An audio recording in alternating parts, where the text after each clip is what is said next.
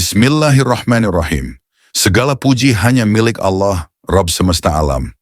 Shalawat serta salam senantiasa tercurah kepada junjungan kita, Nabi Muhammad SAW, beserta keluarga, sahabat, dan para pengikutnya yang setia hingga akhir zaman. Kami doakan semoga Anda semua, para pendengar dan pendukung channel Khalifah, senantiasa diberi kesehatan, keberkahan, dan hidayah oleh Allah Subhanahu wa Ta'ala. Hari ini, kita akan bersama-sama menyelami kisah yang penuh makna tentang sirah Nabi Muhammad SAW, sosok teladan bagi seluruh umat manusia.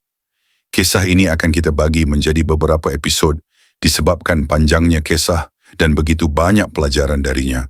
Dan kisah ini menjadi cahaya yang membimbing kita dari kegelapan menuju terang.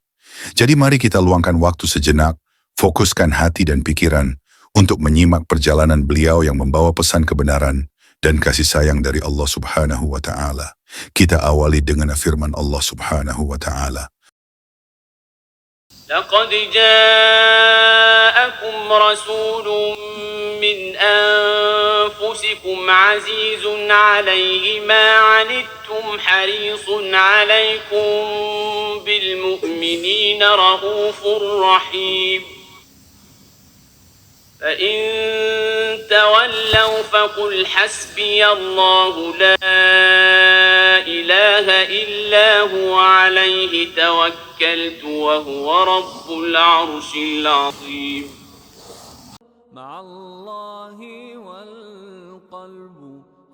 Sungguh telah datang kepadamu seorang Rasul dari kaummu sendiri, berat terasa olehnya penderitaanmu, sangat menginginkan keimanan dan keselamatan bagimu, amat belas kasihan lagi penyayang terhadap orang-orang mukmin. Jika mereka berpaling dari keimanan, maka katakanlah, cukuplah Allah bagiku, tiada ada Tuhan selain Dia. Hanya kepadanya aku bertawakal, dan Dia adalah Tuhan yang memiliki arsy yang agung.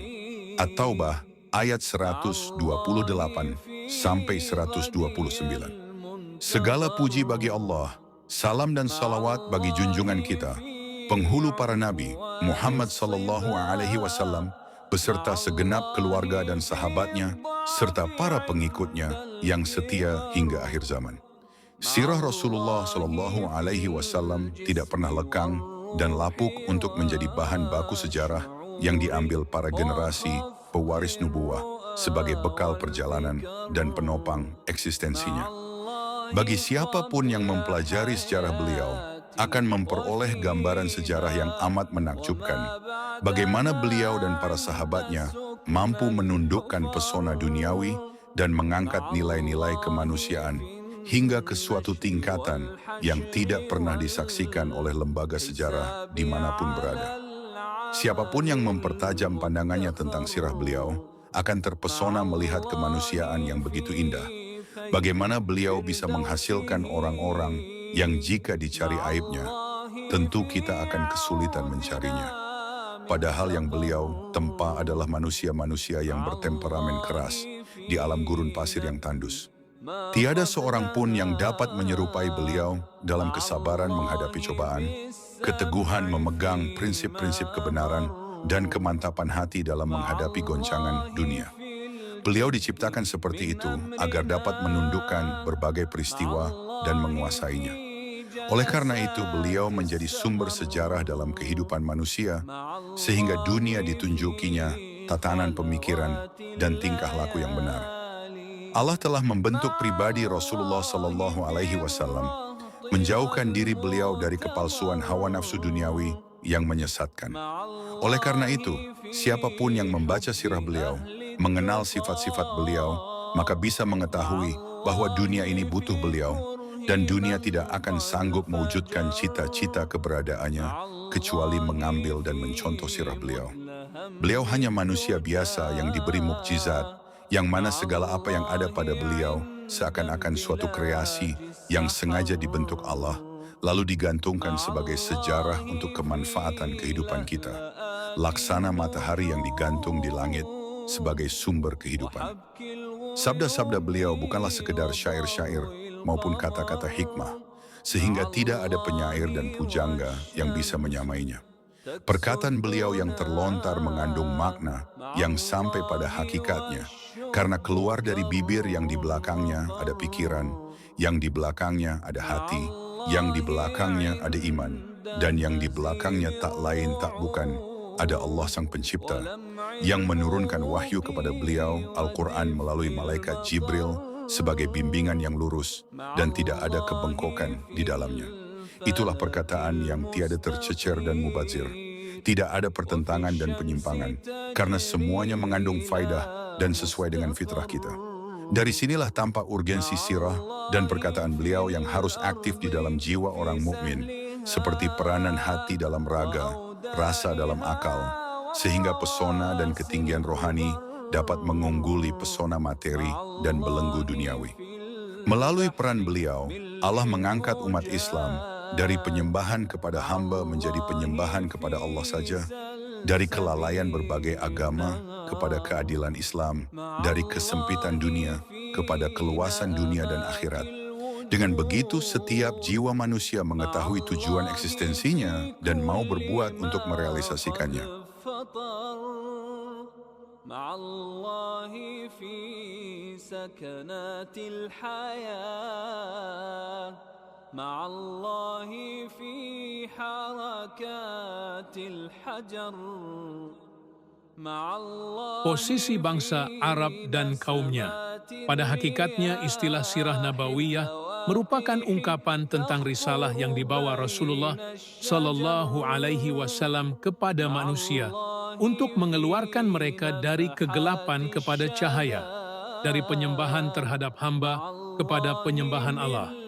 Jadi tidak mungkin bisa menghadirkan gambarannya secara pas dan mengena kecuali setelah membandingkan hal-hal di balik risalah ini dan pengaruhnya.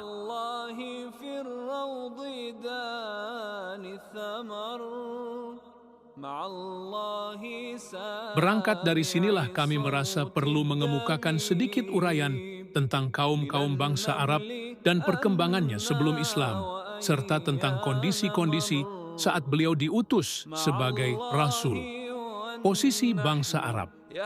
Menurut bahasa, Arab artinya padang pasir, tanah gundul, dan gersang yang tiada air, dan tanamannya.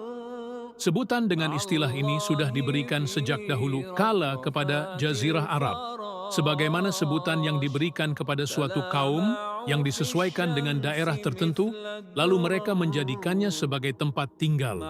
Jazirah Arab dibatasi Laut Merah dan Gurun Sinai di sebelah barat, di sebelah timur dibatasi Teluk Arab, dan sebagian besar negara Irak bagian selatan, di sebelah utara dibatasi Laut Arab yang bersambung dengan Lautan India. Di sebelah utara dibatasi negeri Syam dan sebagian kecil dari negara Irak. Sekalipun mungkin ada sedikit perbedaan dalam penentuan batasan ini, luasnya membentang antara 1 juta mil sampai 1.300.000 mil. Jazirah Arab memiliki peranan yang sangat besar karena letak geografis. Sedangkan dilihat dari kondisi internalnya, Jazirah Arab hanya dikelilingi gurun dan pasir di segala sudutnya. Karena kondisi seperti inilah yang membuat Jazirah Arab seperti benteng pertahanan yang kokoh, yang tidak memperkenankan bangsa asing untuk menjajah, mencaplok, atau menguasai bangsa Arab. Oleh karena itu, kita bisa melihat penduduk Jazirah Arab yang hidup merdeka dan bebas dari segala urusan semenjak zaman dahulu.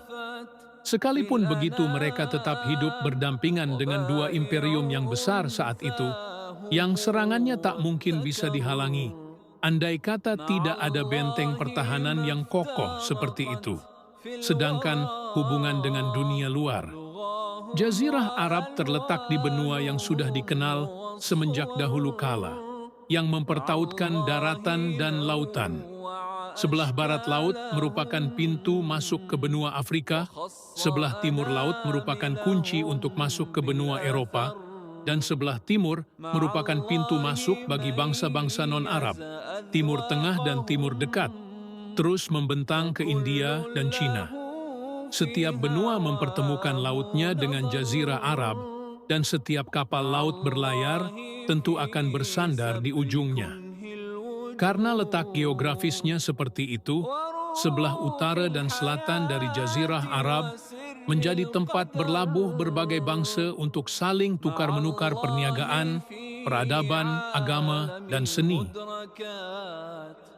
وفي الغيب من كائنات أخر مع الله فيما بدا وانتشر مع الله في من طوى واستتر مع الله وفق نواميسه مع الله رهن القضاء والقدر